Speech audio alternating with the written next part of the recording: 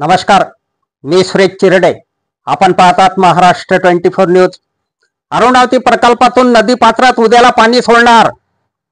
भीषण पाणी टंचाईचे संकट लक्षात घेता उद्या दिनांक 3 मे रोजी अरुणावती पात्रात कार्यकारी अभियंता यांच्या आदेशान्वये दुपारी 12 वाजता अरुणावती प्रकल्पाचे 5 वक्रद्वार 15 सेंटीमीटरने उघडण्यात येणार आहे.